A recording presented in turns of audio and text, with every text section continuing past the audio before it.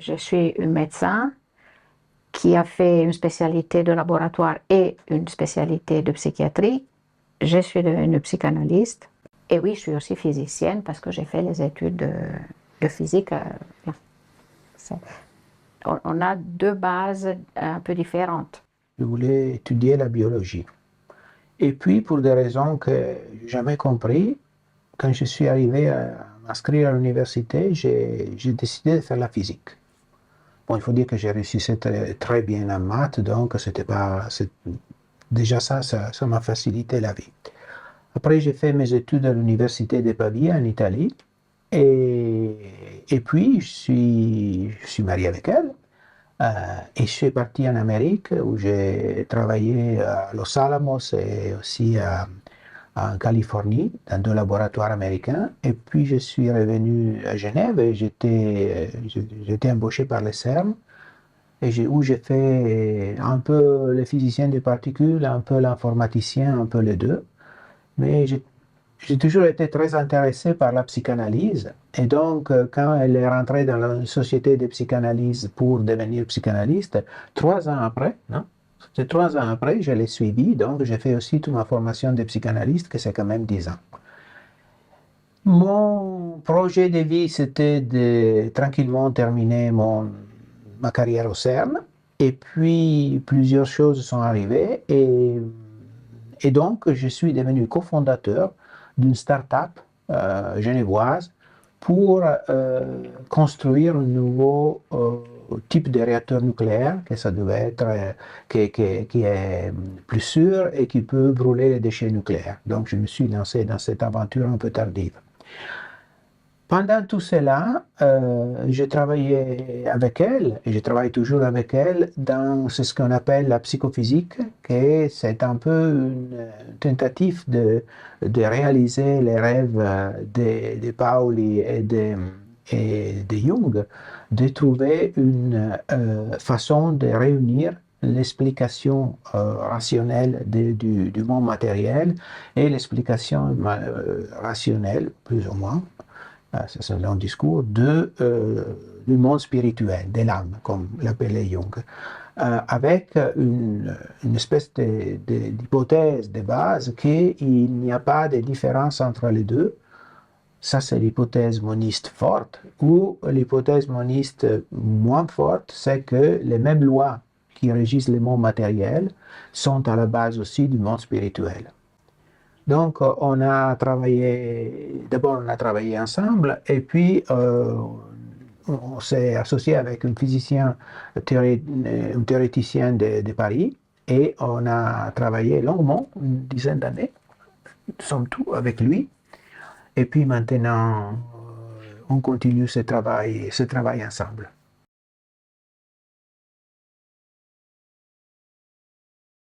Ça se pose depuis toujours. Même le dualisme, si on veut, c'est pas tellement contradictoire. C'est-à-dire le dualisme essaye de faire un peu d'ordre. Tu me corriges, entre la partie spirituelle et la partie matérielle. Mais vous savez, quand vous devez réécrire quelque chose, vous faites ordre et puis vous commencez à réécrire. Si vous regardez l'histoire de la physique, que c'est un peu l'histoire de notre interprétation du monde et notre vision du monde, vous avez un très important moment quand Galilée et les gens, il n'y a pas beaucoup de monde qui réalise l'importance, c'est ce que dit Galiléo. Parce que Galiléo dit que les livres de la nature est écrit dans un langage mathématique. Et si on ne comprend pas la mathématique, on ne comprendra pas les livres de la nature. Alors, ce n'est pas une idée nouvelle, ça, mais Galiléo l'a posé de façon radicale. Parce que dans l'Académie de Platon, il y avait écrit ne rentre pas ici celui qui est ignorant de géométrie. Donc il y avait déjà cette idée que le raisonnement mathématique était à la base, et aussi les pythagoriciennes, etc., etc. Mais Galiléo, il est dit de façon extrêmement radicale, parce que si on prend exactement ce que dit Galiléo, on prend la Bible et on la jette par la fenêtre. Parce qu'il dit les livres de la nature, si on connaît le langage mathématique, on connaît les livres de la nature. Donc on n'a pas besoin de Dieu parce qu'on peut tout interpréter. Et c'est pour ça qu'ils ont fait le procès à Galilée, pas pour l'histoire de la Terre au centre de ça, mais pour émouter le peuple, ils ont dû dire qu'il était un hérétique parce qu'il a mis les soleils pour la Terre au centre de l'univers. Mais effectivement, c'est parce qu'il avait fait un gros pas, et l'Église a compris très bien, vers l'athéisme, en disant, je ne parle pas des dieux, mais de toute façon, il est inutile. Et après, le grand succès, ça a été l'interprétation du mouvement des étoiles. Parce que le fait qu'avec les différents découvertes de Galilée, de Newton, Kepler, etc., on pouvait interpréter le mouvement des étoiles et prévoir le mouvement des étoiles avec grande précision, c'était la grande victoire d'une première forme de positivisme. Et puis, c'est arrivé une chose fondamentale qui est l'électricité. Maxwell, il a découvert qu'il pouvait décrire l'électricité avec des équations mathématiques. Sauf que il a dû introduire, il n'y avait pas de modèle mécanique. Et nous, notre cerveau, selon moi, il est câblé pour comprendre les modèles mathématiques et tout le reste, c'est on abandonne un peu un lien fort avec la réalité et on doit commencer à faire des sauts d'accepter des choses qui ne sont pas évidentes. Autant que Maxwell avait préparé toute une description mécanique de ces équations en disant que l'électricité, en effet, c'était des petites cônes, des petits cylindres qui roulaient les uns sur les autres, des matières très légères et tout ça, parce qu'il ne se sentait pas de sortir avec un modèle en disant... Et à un certain moment, il a tout jeté, tous ces beaux modèles en disant, voilà, mes équations sont mes équations, ça marche. Alors, et là, on a eu un détachement de la compréhension intuitive de la science. Et on a préparé le terrain, au fond, au fait de faire un saut encore plus grand au début du siècle passé, quand on a dû introduire la mécanique quantique pour expliquer les phénomènes microscopiques, la relativité pour expliquer certains détails du mouvement des étoiles qu'on n'arrivait pas à expliquer, et puis dans les années 50, une chose très importante, c'est le chaos. Le chaos, c'est le fait que, et c'est très étonnant, qu'on peut créer des équations pour résoudre certains problèmes, et les équations sont juste bonnes, mais quand on essaie de les résoudre, on n'aura jamais la solution, parce que ce sont des équations dont on a besoin d'une précision infinie des chiffres, et on n'aura jamais une précision infinie des chiffres. Et donc, on a des solutions approximatives. Et ça, c'est aussi assez étonnant. Donc, cette espèce de presque contrôle de la réalité qu'on croyait avoir vers la fin de 2008 est complètement explosé. Sur ça, il y a la psychanalyse qui démontre de façon, je dirais, inéquivocable l'existence d'une épaisseur énorme à l'intérieur de notre âme, que c'est tous les subconscients et tous les mécanismes subconscients. Alors, évidemment, il y a toute cette formalisation, l'id, l'ess, le subconscient, l'inconscient, le préconscient, le surmoi, l'idéal du moi, et tout ça. Que ce soit vrai ou pas, ça devient indéniable l'existence de cette nouvelle réalité. Alors, vu qu'on a accepté l'inacceptable, dans le sens qu'on a accepté qu'il y a les atomes qu'on ne voit pas, on a accepté la mécanique quantique avec tous ces principes bizarres, on a accepté la relativité, dont le temps n'est pas le même dans les différents systèmes, ça, l'idée c'est, mais pourquoi on ne pourrait pas faire une théorie, utiliser ces instruments pour décrire aussi l'âme, la partie spirituelle, et dans un esprit super rationaliste, en disant peut-être on arrive à décrire tout avec une seule formule, un seul système de lois. C'était l'ancienne rêve des alchimistes de trouver cette pierre philosophale qui était une forme, une façon de soigner cette division douloureuse entre notre esprit, notre perception de l'univers et la réalité. Enfin, la pierre philosophale, en effet, c'est la pauvre pierre que tu trouves par terre et que personne ne regarde. Et c'est vraiment je pense que c'est l'inconscient, hein, ça pour la faire un peu simple. Et ils avaient compris qu'il y avait quelque chose qui était pas visible, mais vraiment pas. Et ils l'ont appelé la pierre philosophale. L'histoire de l'or, ça n'a rien à faire. C'est-à-dire, c'était plus pratique de dire qu'ils cherchaient l'or, parce que dire qu'ils cherchaient une compréhension de la réalité qui n'était pas celle religieuse, guillemets, guillemets, guillemets. C'était trop dangereux.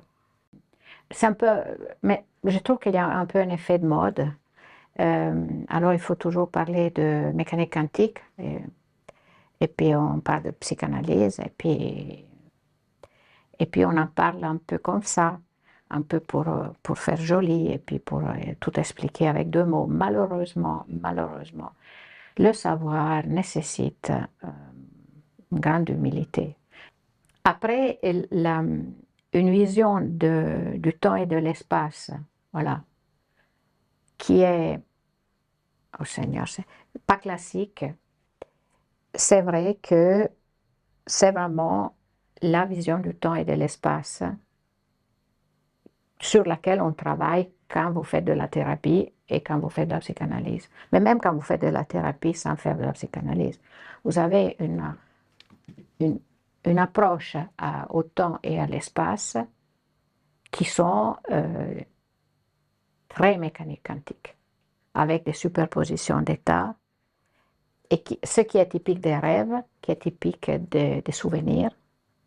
Et quand vous faites de la thérapie, vous devez vous libérer d'un cadre trop serré, trop classique concernant le temps et l'espace. Alors qu'un cadre quantique, ça s'applique très bien. Ça s'applique très bien parce que vous avez la superposition dans les souvenirs, dans le rêve, de plusieurs personnes qui sont dans des moments différents, de plusieurs lieux qui sont dans des temps et dans des lieux différents. Et vous travaillez dans une espèce de situation un peu magmatique. Oui, et c'est la manière de pouvoir travailler des conflits internes.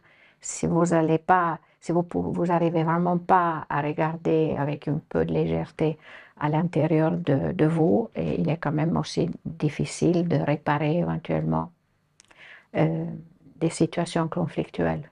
C'est vrai aussi que on est dans une époque un peu de polarisation. Et on le voit un peu partout. Disons, il y a cette espèce et je pense que pour moi, le Covid a été un peu un traumatisme parce que cette position frontale entre anti-vax, entre no-vax et les gens qui s'est vaccinés, ça a été, disons, il n'y avait pas de dialogue possible. Il n'y avait pas de dialogue possible. Et c'est un peu un signe de temps, cette polarisation extrême, sur tous les arguments. Et il y a aussi un peu cette polarisation entre les spirituels et les scientifiques. Alors, il y a une caricature des 2 côtés. Et donc, on ne peut pas se parler parce que c'est une caricature. Donc, la caricature du scientifique, c'est celui qui croit seulement aux choses qui sont scientifiquement prouvées. Et ça, c'est absurde.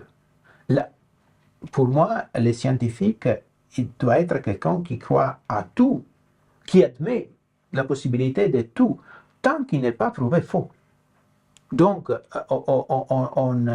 les spirituels, etc., pourquoi pas? Il y a des choses qui ont été prouvées fausses. Donc là, on les met à côté, tant qu'on n'a pas une surprise. Parce que, et les scientifiques qui croient seulement aux choses qui sont prouvées, c'est une aberration, c'est une caricature. Il y a des scientifiques comme ça, malheureusement. Voilà. Ou heureusement, parce que des fois, ils sont sympathiques, on peut boire un café avec. Oui, bien sûr, mais c'est une forme, disons, d'extrémisme. C'est vrai qu'ils exagèrent. Et d'autre côté, la spiritualité, c'est croire qu'il y a des choses qui existent au-delà de la réalité. Et ça, mais ça, ce n'est pas nécessaire. Jung avait une forme de spiritualité qui était très intéressante.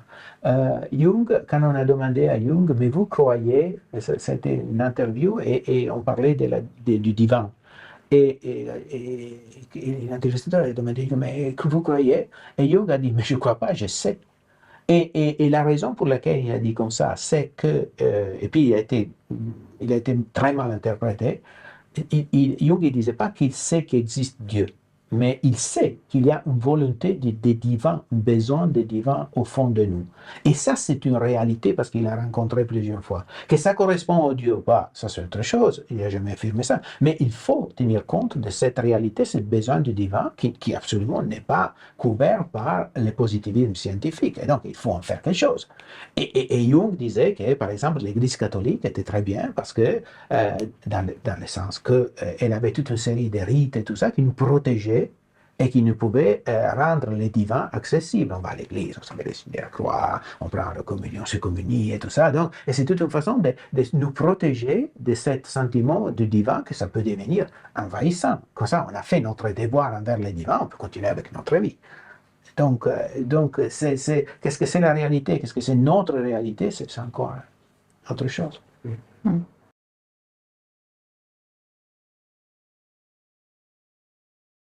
Donc, il est un peu difficile, selon moi, de diviser de manière nette la matière, qu'on ne sait même pas ce que c'est, mais vraiment, on ne sait vraiment pas ce que c'est, et la conscience. Parce que elles sont faites un peu de la même polenta. La polenta, tu me corriges, le problème de la matière, c'est qu'elle est vide. Il n'y a rien, quoi. Les atomes, c'est rien.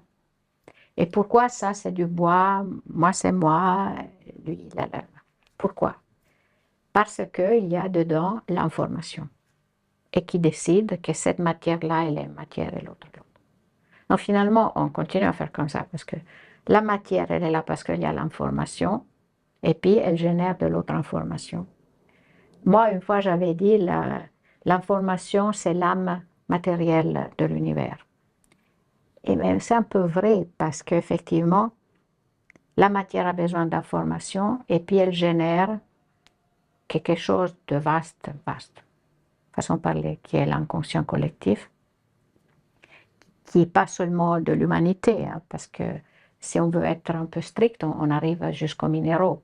Entre parenthèses, les virus, on n'a pas encore compris s'ils sont du minéral, du végétal ou de l'animal. Ce sont des créatures qu'on ne sait pas ce que c'est. Ils arrivent avec les comètes et puis pouf. C'est du code, hein, c'est du code. Donc, faire la division entre la conscience qui vient de ce truc magmatique et qui émerge d'une part, et la matière qui au fond a une âme qui est l'information, et les diviser, ça me semble un peu poussé. À mon avis, le langage est différent, on parle toujours de cette histoire du langage, le langage est différent, mais la matière, L'essence. voilà, allez hop, l'essence est la même. Parce que là déjà, matière, tu ne peux pas le dire parce que c'est compliqué. Âme, ça devient compliqué. Information, ça devient compliqué. Je ne sais plus quoi dire. Mais disons que oui, l'essence, elle est la même.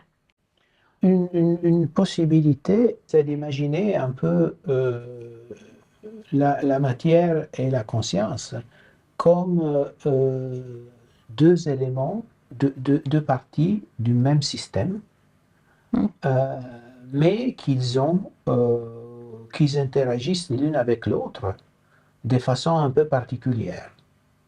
Dans le sens que la matière a ses lois, la conscience a ses lois, mais au fond, ils font partie de la même ontologie, parce que si je dis réalité, on ne se comprend plus. Ontologie, donc ce qui existe.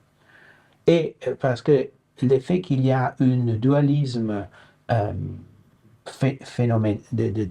la phénoménologie, donc tout le monde sait, tout le monde peut apprécier le fait que la conscience est différente de la matière, d'un certain sens, de façon expérimentale, disons. Mais ça ne veut pas dire que la conscience et la matière doivent être du point de vue ontologique différents. Donc c'est tout à fait possible d'imaginer un monisme ontologique, d'où on dit que c'est la même réalité, et qu'il y a un dualisme phénoménologique, parce qu'il y a une interaction faible entre les deux. Et ils vivent ils agissent dans deux espaces qui sont assez séparés. Et quand il y a une interaction entre les deux, on a Par exemple, c'est une hypothèse que nous avons faite, on a la synchronicité de Jung. Disons, on a ces moments où un état d'âme correspond en réalité, et alors on se dit, c'est tout à fait irrationnel, c'est tout à fait casual, il n'y a pas de cause pour ça. Mais en effet, peut-être que la cause se cache dans cet monisme, où il y a parfaitement une cause pour les deux, mais dans notre perception, on voit bien qu'elles sont corrélées, mais on n'apprécie pas la cause. Parce qu'il faut bien voir que notre perception du monde a évolué selon les besoins de la survie de notre espèce. Et toutes les fois qu'on a fait un pas dans une certaine direction, on a perdu quelque chose. Par exemple, il y a une étude phénoménale sur les chimpanzés, ça m'a passionné. On découvre que les chimpanzés, ils ont une mémoire courte qui est phénoménale. Ils peuvent faire des exercices que pour un être humain, ce serait complètement impensable. Et les lieux de cette mémoire, et sont tout ça avec l'imagerie, est les lieux où nous avons le langage. Donc, nous avons fait un troc, nous avons éliminé nous avons perdu cette mémoire courte, qui peut-être ce n'était pas très utile, elle est surtout visuelle. Et là, on a développé le langage. Donc, nous avons une vision de la réalité qui est vraiment limitée par notre évolution et par les besoins de notre évolution. Et d'ailleurs, moi, je dis toujours que c'est exceptionnel, parce que c'est ce qui nous est utile, ça va du millimètre au kilomètre. Si vous êtes des chasseurs, voilà. L'effet que nous savons interpréter la mécanique quantique et les mouvements des étoiles, et c'est quand même à quoi nous sert du point de vue évolutif. Bon, on ne sait pas, on verra. Mais c'est une surprise. Donc, peut-être qu'il y a vraiment cette réalité moniste que nous ne voyons pas parce que simplement nous avons fait des compromis dans notre évolution et c'était plus utile de développer l'utilisation des mains pour tirer, je sais pas, pour chasser, etc., que garder la vision de cette réalité moniste. Donc il faut faire très attention aussi que malheureusement nous n'avons pas un deuxième point de vue. C'est seulement le nôtre et en plus on est en train d'observer quelque chose que nous vivons et que ça fait partie de notre instrument d'observation. Et ça rend la chose encore plus complexe. Donc, parler vraiment avec, disons, assurance de dualisme et de monisme, c'est très difficile. Nous y sommes dedans. Voilà, nous regardons dedans.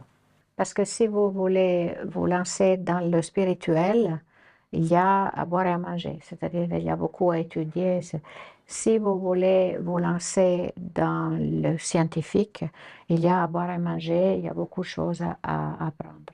Il y a un moment où la complexité du savoir est telle que il faut un peu séparer les choses.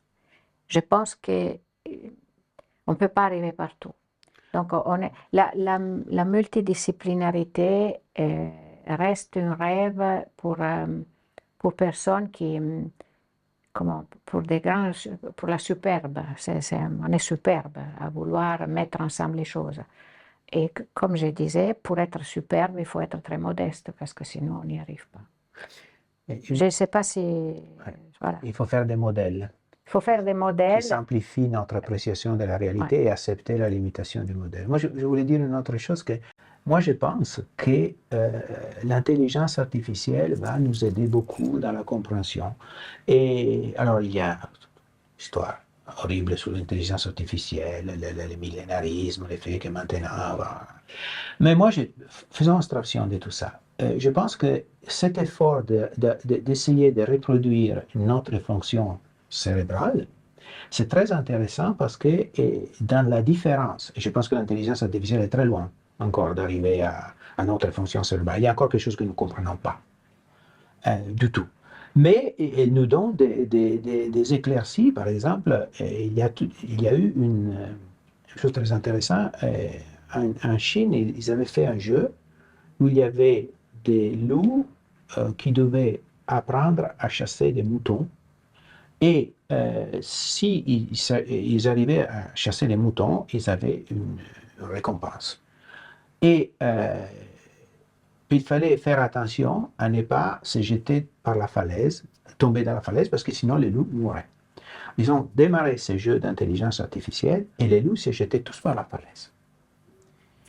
Et ils ne comprenaient pas pourquoi ces loups, ils n'apprenaient pas à chasser les moutons. Alors, ils ont essayé d'augmenter les prix du mouton, la récompense, et les loups se suicidaient. C'était clairement un suicide. Et puis, ils ont compris ça, parce que c'est très rationnel.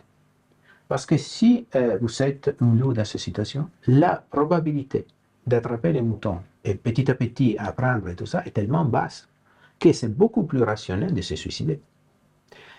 Et les jeux étaient interdits en Chine parce que c'était une fable morale sur les travailleurs chinois qui travaillent comme des malades, au fond, avec l'espoir de devenir riche, mais il y aura une sur 10 millions qui devient riche.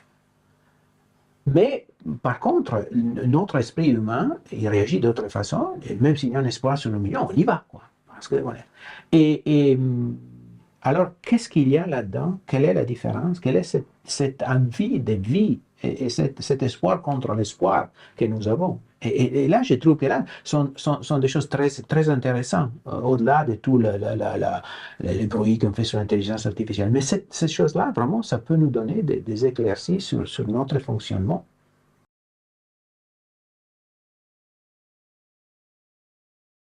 On découvre qu'il y a certaines configurations de la réalité qui sont nécessaires et il n'y a pas plus, il n'y a pas moins. Je veux dire, on sait qu'on a 92 éléments et on sait qu'à partir du 92 d'uranium, ils sont pas stables. On rêve que les 131 soient stables, mais on n'est jamais arrivé à mettre ensemble un atome de 131, mais on pense que les 131, ça pourrait être stable et ça pourrait donner lieu à un matériel avec des caractéristiques extrêmement intéressantes, mais il faut arriver à le faire, parce qu'on n'est jamais arrivé à le faire. Donc, et aussi, si vous regardez dans notre propre évolution, regardez les animaux. Ils ont presque tous 2 jambes, 2 bras. Il y a beaucoup de convergences évolutives. Donc, est-ce que c'est un peu comme ça aussi dans l'univers? Est-ce que les nombres, même si on a 40 dimensions, peu importe, mais est-ce que les nombres de configurations possibles ne sont pas limités? Et à ce moment-là, on peut imaginer qu'on pourrait les réduire à 2 dimensions sous-jacentes qui conditionnent tous les autres. Mais pour la conscience étendue, moi j'aime beaucoup l'exemple des termites qui font cet énorme termitier hyper complexe. Et est-ce qu'ils ont en tête les plans? Non. L'évolution a fait en sorte qu'il y a des petites règles. Chaque fois qu'ils se trouvent, ils font une chose et tout ça, mais les règles, on peut les écrire vraiment sur 4 lignes. Et ces règles, ils amènent à des constructions extrêmement complexes et on pense qu'il y a un plan. Mais il n'y a pas de plan, c'est le concept d'émergence. Règles simples, résultats complexes. Pour nous, c'est difficile à comprendre parce qu'une autre de nos limitations, ce n'est pas seulement le fait qu'on est essentiellement mécaniciste, mais on est aussi essentiellement linéaire. Nous vivons dans un monde idéal qui n'existe pas, mais c'est une approximation où un petit changement de conditions amène un petit changement de résultats. Mais ça, c'est vrai seulement dans un monde linéaire. Si vous avez un monde chaotique non linéaire, un petit changement de conditions, c'est l'effet papillon. C'est ce que je dirais avec l'effet papillon. Mais disons, il y a des effets non linéaires.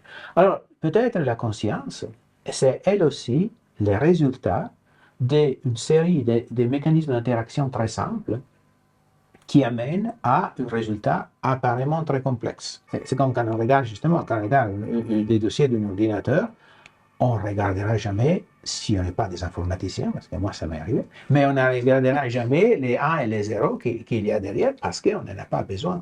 Mais peut-être que nous vivons déjà dans ces conditions, ou peut-être que cette conscience étendue va se développer quand les éléments de base de nous, les petites termites, ils ont interagi assez longtemps pour faire un termitier encore plus grand, disons, pour créer une conscience encore plus. Par exemple, si vous regardez, c'est ce qui se passe avec Internet, nous sommes en train de créer des interactions groupales à niveau planétaire.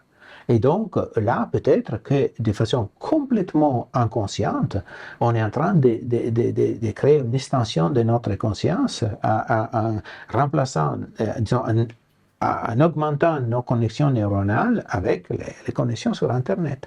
Et là, il y a un nouveau niveau de conscience. Et effectivement, c'est ce que nous voyons, parce que nous avons vu des révolutions qui ont été provoquées, disons, ou aidées par Internet. Donc là, c'est une forme de conscience entendue. Bien sûr, il y a les vidéogames, bien sûr.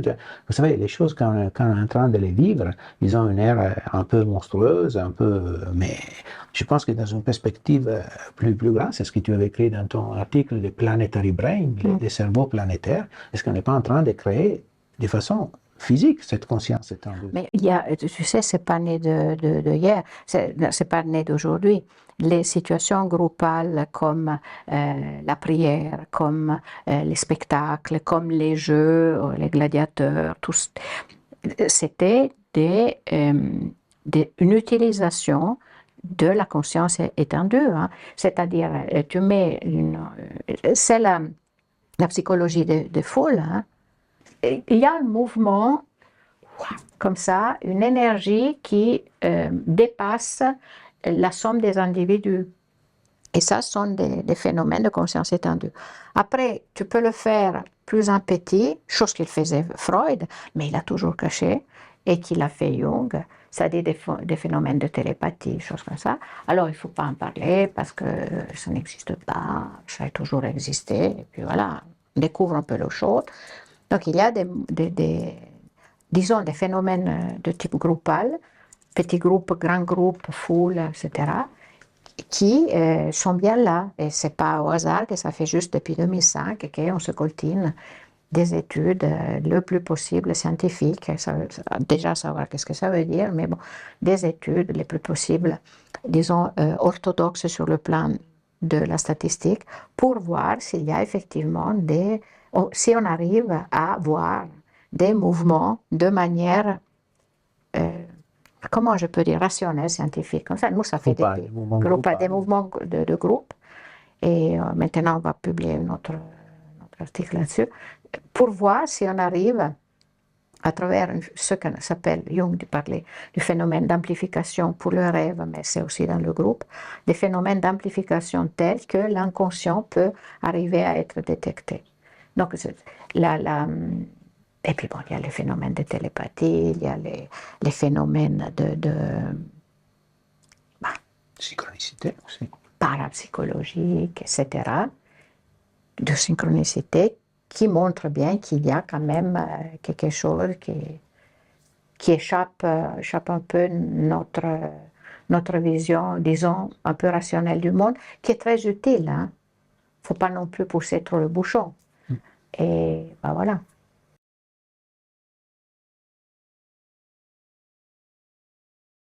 Vous savez, c'est comme le yin et le yang. Il y a toujours un petit point noir dans le ventre blanc, il y a toujours un petit point blanc dans le ventre noir. Et il y a toujours le début de la fin dans toute vie qui commence. Si vous mettez au monde quelqu'un, vous lui donnez la vie et la mort. Il n'y a rien à faire.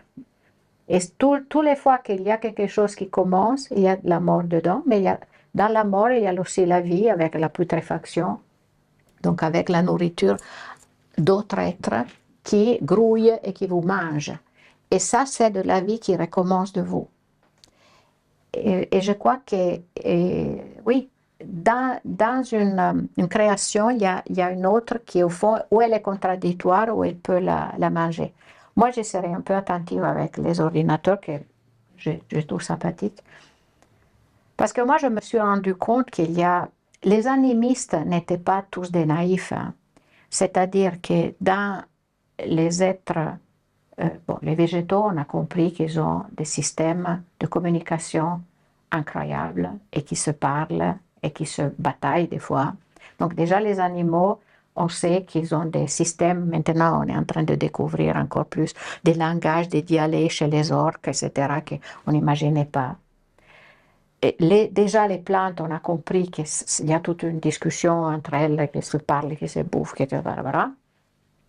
Moi, je commence à penser que même les êtres soi-disant inanimés, on ne parle pas des virus, que là c'est encore plus notre histoire. Mais moi, je pense que les êtres même inanimés, ils ont quelque chose de l'ordre de la communication.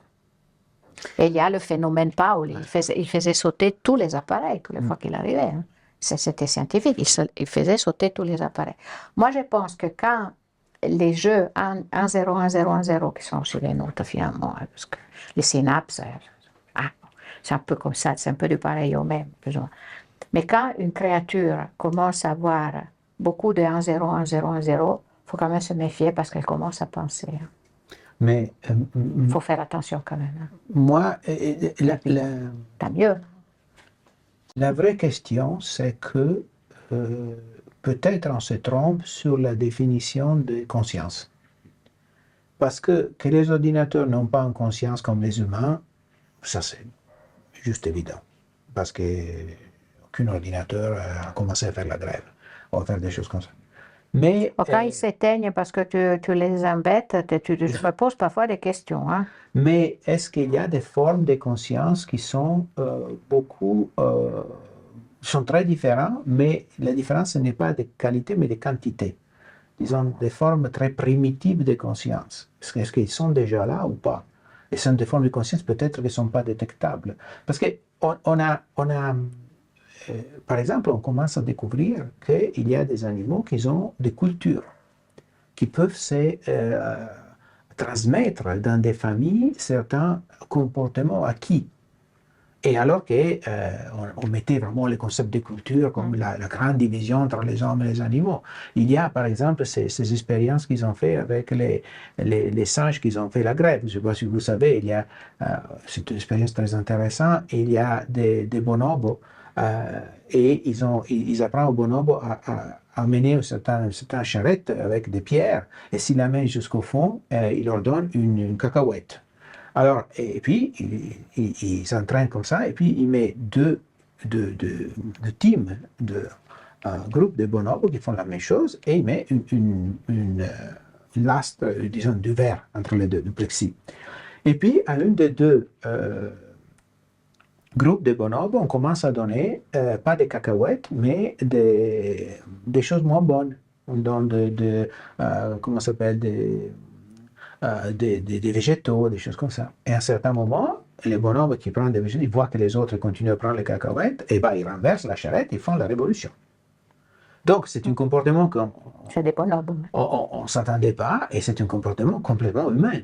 Disons, c'est la jalousie, c'est le fait de se révolter et tout ça, c'est incroyable. Mais c'est évidemment un niveau différent. Je ne suis pas en train de dire que les bonhommes sont intelligents comme les hommes, mais voilà, c'est très difficile pour moi. On n'a pas encore compris qu'est-ce que c'est humain et qu'est-ce que c'est pas humain, parce qu'on trouve des sentiments qu'on pense être humains, même dans les animaux, la jalousie, l'amour, l'attachement, etc., etc. La ruse, la fierté, les sentiments de culpabilité. culpabilité. Si on a des chiens, on sait très bien que les animaux, ils ont le sentiment alors qu'ils disent non, mais quand un chien a fait une bêtise, il sait qu'il a fait une bêtise, il se comporte comme s'il était coupable. Alors, est-ce que pour la conscience, c'est un peu la même chose? Est-ce qu'il y a déjà des formes de conscience naissantes que nous ne reconnaissons même pas? Oui, voilà. Il faut faire un peu attention parce que je crois que nous, on est tout fiers de notre conscience et puis on ne se rend pas compte qu'on a l'air parfois un peu naïve, hein, un peu beaucoup. Alors, d'abord, la mort, comme les impôts, on disait on ne peut pas éviter la mort et les impôts. On découvre que ce n'est pas vrai. Les impôts peut-être, quoique. Mais la mort n'est pas obligatoire. Voilà. Donc, c'est-à-dire que l'amibe, notre chère amibe, elle ne meurt jamais. Elle se divise, mais elle ne meurt pas. Bien sûr que si on l'écrase, elle meurt, mais elle n'est pas obligée à mourir. Elle est éternelle. Hein. Et les animaux qui se reproduisent par division ou par germination, comme les animaux de mer, ils ne meurent pas. Donc, cette histoire de la mort, disons qu'elle a été introduite dans notre génome, un peu à esprit, mais j'y vais après. Puis on a découvert qu'il y a une méduse qui est petite comme ça, hein, un millimètre, elle est petite, alors, mais on peut l'observer, elle est toute jolie, qui s'appelle, je ne me rappelle plus, Turritops in nutricola. Bravo. J'ai fait une conférence là-dessus, mais je l'ai oublié. Bon. Alors, cette créature, on a découvert qu'elle inverse le temps.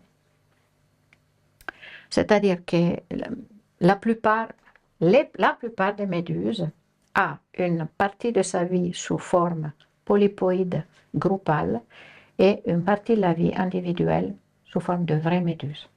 C'est pas vrai pour toutes, hein, mais disons que c'est comme ça pour la majorité. Bon. Alors, cette créature, elle commence sa vie comme polype, elle devient un individu, et puis elle recommence. Elle recommence. Elle recommence. Donc, pas seulement elle est éternelle, mais elle redevient jeune. Et ça existe, hein, c'est une nature. Voilà. Donc, toute cette histoire que, ah oui, la mort est obligatoire, c'est pas vrai. C'est tout bête, hein, c'est pas vrai. C'est un peu comme l'histoire de l'hermaphroditisme, que oui, il y a des animaux qui sont hermaphrodites comme les limaces, mais nous, jamais de la vie. On nous racontait ça à la faculté de médecine, mais c'est pas vrai, il y a des hermaphrodites vrais. Rares, mais il y en a, même chez nous. Donc il y a un peu des mythes qui sont très moraux. Ah oui, on va tous mourir. Et malheureusement, moi je pense qu'à un certain moment, oui, mais c'est-à-dire qu'en nature, la mort, elle n'est pas une obligation.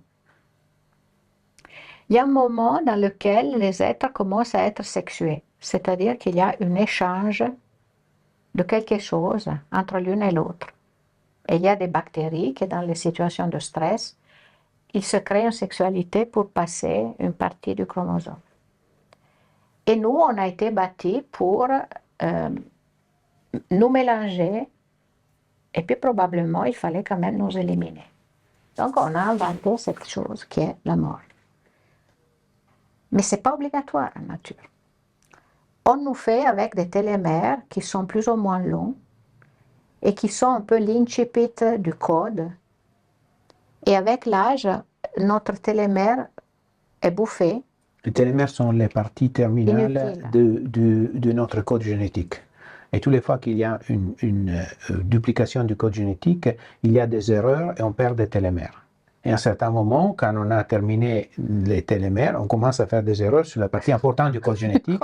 Et c'est là qu'il y a un processus de vieillissement. Parce que ce n'est pas le temps qui nous fait vieillir. Nous, on est codés pour mourir, pour vieillir et mourir.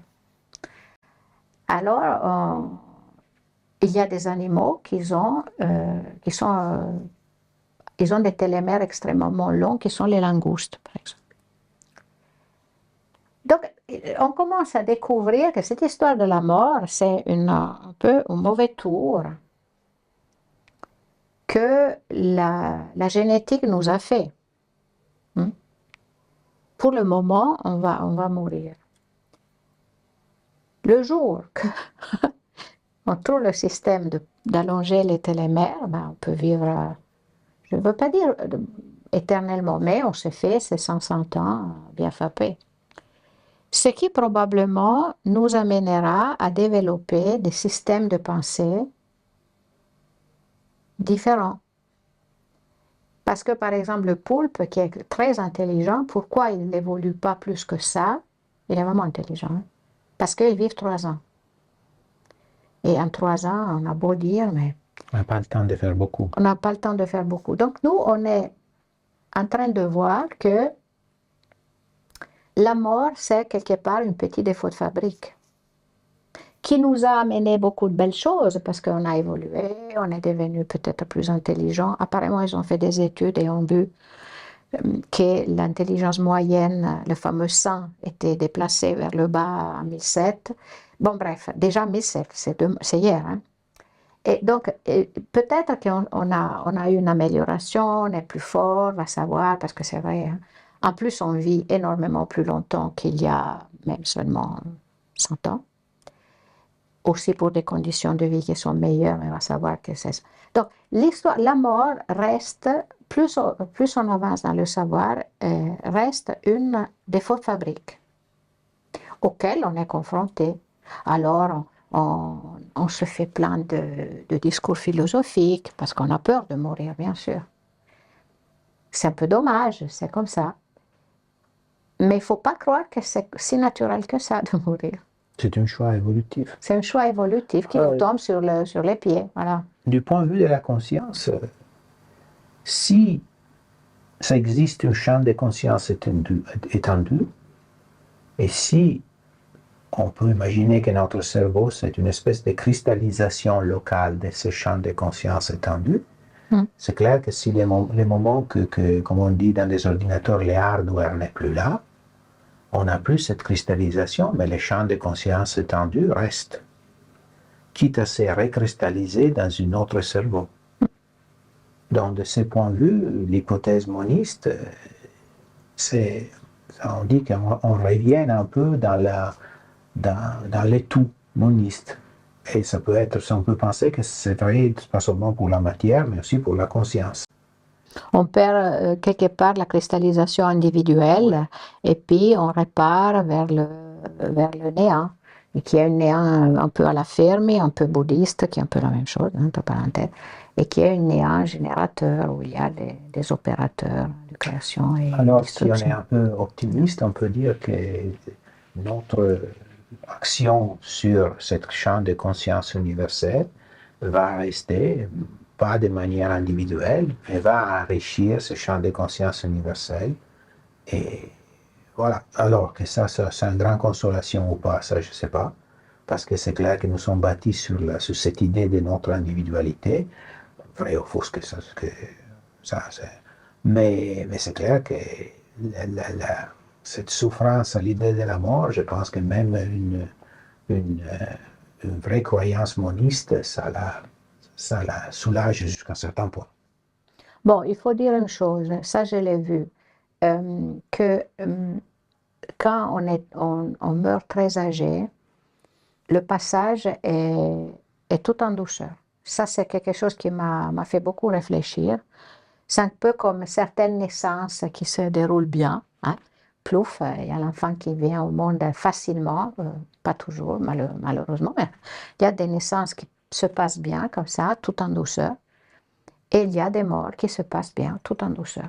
Et j'ai remarqué que quand les gens sont bien âgés, c'est-à-dire après les 100 ans, je n'ai pas une expérience énorme parce qu'il n'y a pas non plus 120 000 centenaires, mais je l'ai vu, c'est vraiment ça devient physiologique. C'est comme si, voilà, plouf, on s'en va. Et probablement,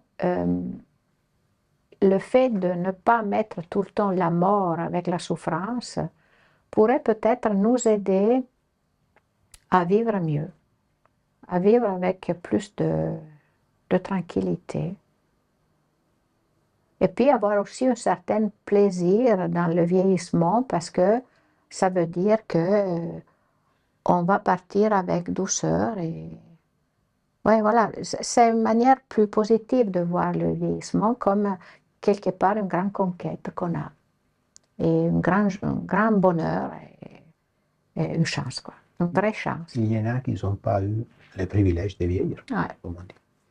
Mais pas ça, mais vraiment comme quelque chose qui nous amène à un passage plus en douceur et plus positif. Et moi, je trouve que cette vision de la vieillesse comme un bonheur, elle n'est pas suffisamment travaillée.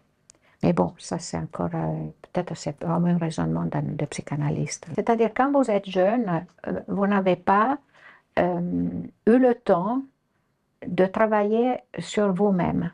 Et ça, c'est ça le souci. Et bien sûr que c'est très rare que quelqu'un de jeune s'en va de la vie de manière franchement sereine. Je crois qu'il y a un travail qui lui manque. Il y a des cas de personnes qui meurent jeunes et qui ont la sérénité. Mais il ne faut pas mal me comprendre avec l'histoire de la sérénité. Mais c'est difficile de se préparer trop rapidement à quelque chose qui est quand même assez compliqué. La mort est un passage et ce n'est pas quelque chose auquel on arrive facilement. Voilà. Il faut faire très attention au deuil non dit. Les petits-enfants morts, les enfants dont on oublie aussi le nom. Et c'est pas au hasard que, par exemple, dans certaines cultures, comme au Mexique, on faisait la photo des morts. Parce que sinon, on perdait complètement la trace. Et il y a d'ailleurs il Santo Dima, qui est une belle, très joli tableau de la Frida Kahlo. Et dans sa maison, il y a la photo de laquelle elle a tiré le portrait. Donc, les enfants morts, ils étaient habillés ou en évêque ou en roi et photographiés de manière qu'on puisse avoir un souvenir et honorer cette créature. Parce qu'il y avait la peur qui s'accroche à la suivante. Donc, il faut faire un peu attention avec le vaudou, avec les croyances, parce que c'est facile de dire « Ah, c'est tout faux, c'est tout faux ». Ouais, faut rester prudent. Et d'ailleurs, c'est un peu, Oui. les mythes des Grecs que si l'âme n'avait pas de sépulture ou rite funéraire, elle était sans paix, elle ne pouvait pas partir. Elle ne pouvait pas partir. Donc il y a comme une espèce de souvenir qu'il faut honorer. Alors, est-ce que les rites ont un effet en soi ou sont ceux qui participent au rite qui changent les chants Ouais. cantiques Ouais, et voilà. permet à cette partie du chant cantique de se libérer et de partir. Je ne sais pas. Ou de rester avec un peu plus de calme, parce qu'il y a cette idée qu'il faut faire partir et qu'ils doivent aller ailleurs, etc. Mais s'ils sont là, c'est parce que ailleurs, peut-être, ça ne leur va pas. Donc, il faut, à mon avis, c'est plus prudent. Moi, je trouve que c'est plus prudent de leur donner une place et puis une place dans notre vie, une image, un souvenir, et puis ils feront ce qu'ils veulent. Mais sans vouloir à tout prix chasser tout le monde, parce que c'est comme si ici c'est nous et là il y a les autres. Et non. Laissez-les tranquillement faire leur cheminement en leur donnant le souvenir. C'est important. C'est important et c'est apaisant. C'est très délicat de parler des fantômes parce qu'on passe tout de suite pour des personnes qui... Mais vous savez, il y a plein de médiums. Vous savez. Il y a toute une culture, tout un savoir qui est un peu comme l'alchimie, il est caché. Mais, et c'est vrai tout ça, c'est utilisé largement. Évidemment qu'il y a des gens qui font de l'argent là-dessus. Vous avez jamais vu une activité humaine qui n'a pas de détour, hein? Non, parce que si vous l'avez vu, vous me la signalez. Donc c'est clair que... Puis il faut savoir bien où on arrive, où c'est honnête et où c'est malhonnête. Parce qu'au fond, si avec ça vous nourrissez votre famille, est-ce que c'est vraiment malhonnête? Je ne sais pas, je ne sais plus. Je sais plus. Voilà, ça c'est une anecdote un peu drôle, un peu... Oui, bon, on est tous, on est vraiment tous très, très différents. Et c'est peut-être ça qui est fascinant.